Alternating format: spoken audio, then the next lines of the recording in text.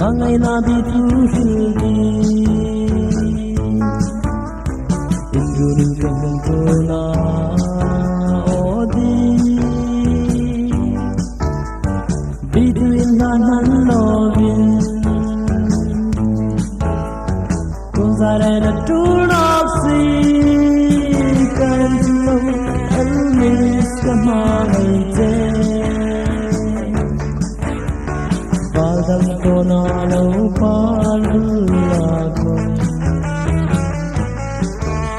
Kalungai ruga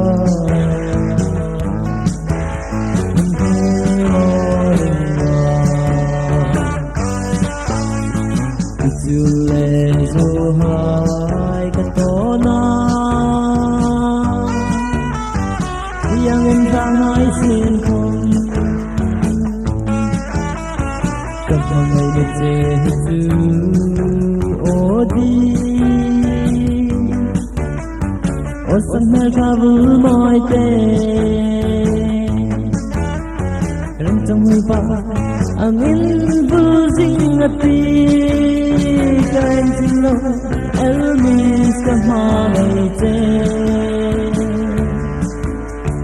Balam tona lau palulako Kalungai ruga Inhiroringa Dolung ruga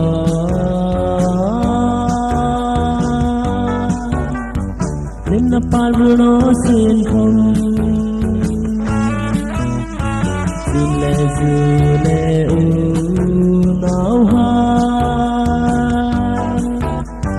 Lung lo mani potun Kay sirap malung padang belan mero Kanlo elmis kamangai te Padang kona lo palulago Kalungai ruga